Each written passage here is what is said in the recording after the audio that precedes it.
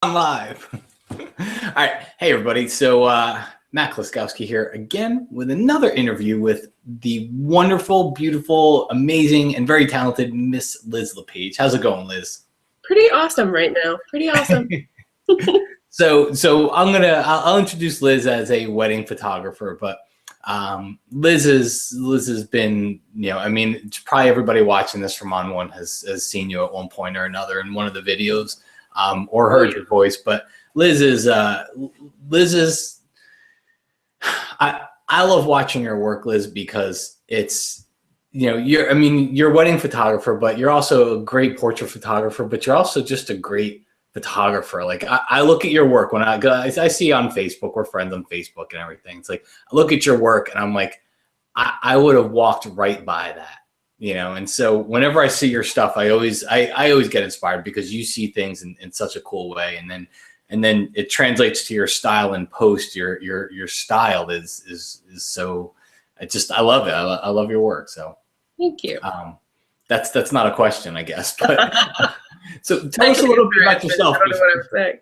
A little bit about yourself. There, wedding photographer based out of Portland. Yes. So as of right now, I would say I'm about 75% wedding photography and 25% a mix of other freelancing. It's kind of one of those things that they don't tell you when you start your own photography business. You really got to fill the time with some interesting things. So I'm doing a lot of one-on-one retouching classes, which is kind of close to my heart because I used to work for ON1 and I used to do all of the retouching classes with them. And now I'm doing them with a lot of teenagers who are interested in photography. I'm working a lot with seniors who want to hire me, and I'm teaching them how to edit photos of their grandkids. So it's a fun way to fill the time during the winter months when I'm not doing the photography stuff, which is nice. Or you can move to Florida and you can do weddings all year round. You just keep saying that. It's never going to happen. You've been to the Pacific Northwest. It's hard to leave. It's too beautiful, Matt. I know. I like Florida, though. I think I'm a Florida guy. Yeah, no, I think I'm stuck here. Portland's pretty great. All right, let's jump into our questions. First one. So this question came up in another interview. The idea for the question came up because, 6-7 years ago, post-processing was very different. Can't look at raw editing. People used to say, do I shoot JPEG or RAW? Because JPEG was destructive and didn't have a lot of options.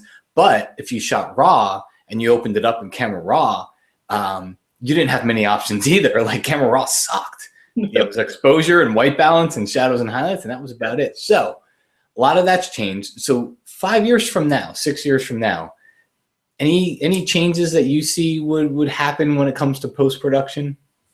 Well, I have a hope for what might happen with post-processing. Okay. Which I feel like could be a potential that it would move towards. My biggest problem is space. Dealing with the amount of space that raw files take up. While it's awesome, I really don't know a lot of photographers who are printing 8 by 10 foot prints. And so most people are processing for online, or they're doing small prints. A lot of people are not doing prints these days, unfortunately. And so I think that what I'm hoping will happen with post-processing is the ability to deal with speed and the space that it takes, the size of those files, and being able to deal with that a little bit easier. I mean, my last wedding actually just was editing that this morning. I took about 3,500 photos over a period of 2 days. And that's a lot of photos and that's a lot of space, and it translates into a lot of time. And there are programs that can run very quickly, but it's still, I sit and wait for things to batch process. And I'm processing photos for people who are just going to put them on Facebook and maybe print some 5x7s. So I really hope post-processing can kind of move towards an adjustment of maybe the size or the space and the speed. And speed is the biggest thing I've learned that I need in wedding photography. It's a slow process. Yeah. No, you got to go through a lot of photos and it needs to be fast. So yeah, cool. So I hope speed is something that definitely kicks up.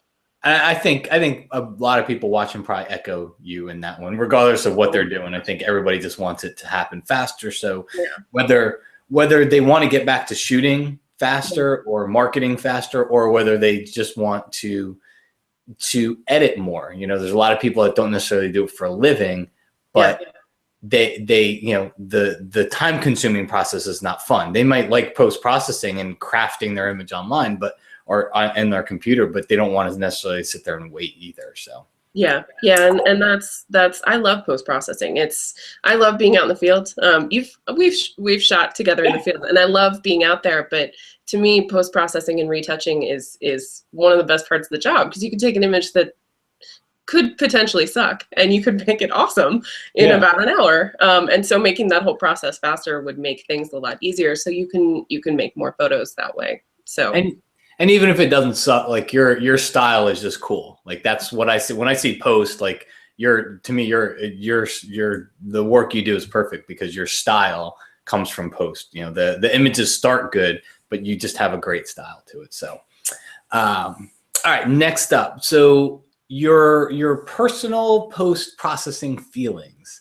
Are you in the anything goes category, or are you in the I've got some limits here, like I won't do X to my photo? Anything goes. Anything goes. I think this is something that I picked up when I was in college, and I worked a lot with film. And when you're working with film, you got to be really, really willing to make things work, because now we have a card where you can take 1,000 photos and they're all amazingly huge raw images, and it's awesome. And when you're shooting film, you've got 36, and then that's it. And so I think I got taught from a very early age, especially from my dad, who's also a photographer, that you kind of have to be willing to just make things happen. And so for post-processing, I like the fact that I joke a lot with many of my, especially photography friends, that when something crazy happens out in the world, I can Photoshop that. And it's become a joke with all of my friends. And I think that that's the power of Photoshop. I can literally Photoshop that away. And so if someone has something that they don't like, if someone has something that makes them uncomfortable, if I could take an image and make it look fall instead of spring, I can change the background. I think that making clients happy is the best part. And so anything goes. If people are willing to ask or look for it, or if I see something that I think could make an image better, then why not? I like it. I'm with you on that one, by the way. I know people do have limits. I understand that, but it's so much fun. You can do so much. At the end of the day, it's personal, and I'm for whatever's good for anybody else. It's just I'm with you on that one. All right, so interesting question. This is probably going to be one of the harder ones. It has been the harder one. Are there any post-processing tools that haven't been invented, or maybe one you'd like to see really improved? That is such a good question. You don't have to answer it if you. Oh no, it's good. I'll just tell you I'll cut this out of the video and I'll leave it there. No, I think that it's not necessarily that it hasn't been invented, but one of the things that I found really fascinating about working with other portrait photographers. So I learned how to retouch actually after college. I went to a fine art school, and so they didn't really teach us how to do that. They were like, you shouldn't be retouching your photos. You should be out there in the field taking pictures. But feeling the scene. Feelings and emotions. But now I actually have to learn to portrait retouch, and especially when I deal with a huge array of clients. And so I've had to get pretty creative about how I do that. And I think the thing that I found really fascinating is that there is no consistent retouching process. I don't know a single photographer who does it the way that I do it, who does it the way somebody else does it the way. And so the biggest thing that I'd really like to be able to find is a more consistent, more realistic, and easier process to make portraits better. Because way too often I talk to photographers who I can teach them how I do my process. It's a three-step process, but it takes a long time. And so I really want, if it is the word invent, I really want something to be invented that makes that whole process a lot easier for people so that things can still look more natural. I think we have way too many portraits out in the world that look fake. And there's got to be a combination between fake and realistic that can come together and is easier than crazy, insane workflows. I mean, I don't want 80 different layers in Photoshop, but sometimes that's what happens. So it's it's interesting because I've always thought, like, give me a skin retouching brush, or give me a skin smoothing brush, give me an eye enhancing brush. Don't make me don't make me learn that I can use the dodge tool set to luminosity with 50%. Don't make me learn that. Just give me a brush to do it. You know, give me an eye and hand. And I think I'm with you on that one. That's I hadn't thought about it, but I've thought about it with other tools. It's like, Photoshop has a quick selection tool and refine edge. That is the hair selection tool. We'll call it the hair selection tool. You know, it's like, make a tool that's meant for this stuff. Yeah, and that's the biggest problem is we don't really have anything like that. It's all convoluted roads that don't lead to anywhere. Which you gotta learn the secret handshake, and then, you know. Took me a while, but I figured it out. So. All right, let's see here. We got next one. So you go shoot a wedding, and you come back, and so obviously aside from processing the wedding, because I think there's hours and hours involved in processing the wedding. Aside from that, let's say there's a photo from the wedding, or you just went on a photo walk, you went on a photo trip, whatever it is. There's a photo, you come back, you're like, this photo from this wedding, this is going to go in my portfolio. Will you spend extra time processing that one, and how much extra time? Is it 5 minutes? Is it a half hour? Is it? Oh gosh, no. I'm pretty intensive with my retouching. I'm pretty intensive. I would say that most of the time, if I'm working on weddings, I like to spend about 10 to 15 minutes on a photo. So that's pretty basic.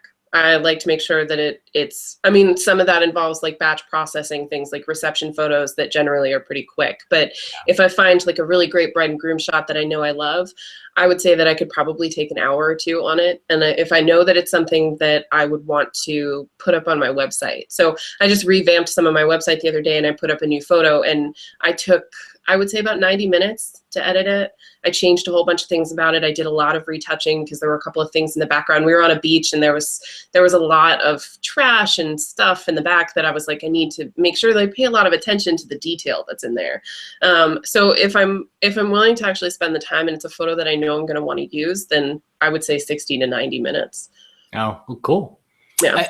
And you're not alone. That's been a common, you know, if a common theme has been, if it's you're talking about the whole job, maybe we're not spending as much time on every single photo, but I'm kind of going for that hero shot, you know, and you're a lot of people have been, and I asked that question because I think I want to show other people that are watching this that, you know, when people find a good photo that they like it's not all about how fast can I get through it. Sometimes it's about working on the photo. I think we like to work on the photo sometimes. Yeah. Oh my gosh, yeah. Well, and people underestimate that post-processing makes a difference. I think sometimes there are a lot of people out there who want a great photo in camera, and that definitely happens. I get some great images that happen just straight in camera, and all I do is add a quick filter, and it's like, boom, that's exactly what I wanted. But all of the most famous photographers that we idolize were post-processors. They were doing it in film, but they were all, I mean, Ansel Adams took hours on photos. He didn't just wake up in the morning and go, man, that was a great shot. Boom. Like, I'm just going to print it. Yeah, that's not how it worked. So I think that one of the things a lot of people, I get comments from people who've watched my videos or people that I retouch with, and they're like, why do you take so much time? And I'm like, because that's what it takes. It takes time and practice. So. Absolutely. All right, last question. So you're a Lightroom user? I am. Okay. So if you could choose, it's a tough one. Mm-hmm. So you got Photoshop. I think of Photoshop as like the pixel pushing, you know, I'm liquefy filters and all these tools and selections and all that stuff, and layers and channels and masks and everything. And then you got Lightroom, which is really your raw editor, exposure, shadows, highlights. It's got vignettes and some sharpening and stuff in it. Somebody, you get back from the wedding and somebody's like, I'm taking one of these away from you. You can only edit this wedding with one. What are you picking? You know what? I can't believe I'm going to say this, because knowing how much time it takes on weddings, I can't believe I'm going to say this. I would let Lightroom go in an instant so that I could use Photoshop. Wow, really? Oh my gosh, yes. Photoshop to me is the most powerful program that we have access to, and truly the most misunderstood. And I I was a complete nerd in college. And so I sat at home and read Photoshop books and taught myself how to use it. And I can use Photoshop faster than I can use Lightroom. I actually didn't start using Lightroom until a couple years ago because my dad was mad that I wasn't using it. And he yelled at me and told me that I couldn't be a professional photographer unless I used Lightroom. And now it's a huge part of my workflow, but I am a Photoshop girl, like, to the core. So if you took that away, I'd cry a lot. It'd make me really sad. By the way, I know somebody that does Lightroom classes if you ever needed to. You know, you are actually the reason why I know Lightroom. Is I remember watching your classes when I was still working for ON1, and I remember thinking, gosh, this is great. Like, I'm learning how to use Lightroom, and now look at you, you're working for ON1. So you did unintentionally teach me how to use Lightroom. I remember us talking about this. So. Well, cool. You know what? And what I will say, you're the first person that's answered it that way. But what I will say is someone who knows Photoshop can do all of the things. Someone who knows Photoshop well can do all of the things pretty much that Lightroom can do, where it doesn't go the opposite way. Lightroom can't do all the things that Photoshop can do. Yeah, and I'm greedy. I want all the stuff that I want all of it. I want all the crazy stuff. I'm the weird person that uses Puppet Warp on a regular basis. Like, I love Photoshop, and I think truly, again, as much as I love being out in the field, I'm a retoucher at heart. So you can't take Photoshop away from me. It'd be really bad. I'm glad you answered it that way. It was a good discussion for it. All right. So where can we find out more about the wonderful Miss Liz LePage? I am online at elizabethlepage.com. I do have a blog. It's right there up on my website. And I've finally gotten to the point where I'm actually writing blogs on a pretty regular basis. I write a lot more about personal photography than I do my wedding photography, because I think that being able to talk about something, the world is so saturated with wedding photographers. Not to say that it's not an amazing job, but I write a lot about the personal feelings that I have about photography. So I like having a lot of people on my blog so I can have discussions about how they feel about photography. It's one of my favorite parts. Well, that's cool, because I think people that would come look at you for the wedding photographer, I think a lot of people want a personal connection there too. So I think that's a good idea. That's one of the biggest problems that we run into is way too often we are too disconnected from the images that we actually take. So I like to talk a lot more about those personal connections because I think weddings are awesome, and I've made some great personal connections. And so if there's a story with a wedding photograph, then I'll definitely tell it. But I think the stronger the emotional connection, the better an image will be. So, how are you on? You do a lot on Instagram too, right? I do. I'm huge on Instagram. I believe I'm just Liz LePage on Instagram. I'm pretty easy to find. You link to it on your website, I'm sure. Too. I do. I'm pretty much on every social media platform, although for a 27-year-old woman in Portland, Oregon, I'm not as up with the social media as I should be. I do love Instagram, what though. They're doing these days on the face pages. Those young hooligans. But I've mentioned Instagram because I know you do a lot on Instagram. So I love Instagram. To me, it's the best platform because it's visual, and I'm a visual person. That's shocking. As a photographer, I love the visual. So for me, Facebook is too much. There's too much words. I like photos. Yeah. So I'm on Instagram pretty regularly, and I take a lot of pictures. So you can find me on there too. Well, Liz, you have once again rocked it. I know. I mean, the ON1 community loves you. So it's thank you for doing this. Big fist bump. Blow it up. Anyway, so thank you so much for doing this. I know everybody appreciates it, and I'm sure we will be seeing and hearing from you again very, very soon. So always. I'm stuck with ON1 forever. I'll be around. I'm always around. Awesome. Well, thank you so much again. We'll talk to you soon. Thank you. All right, bye-bye.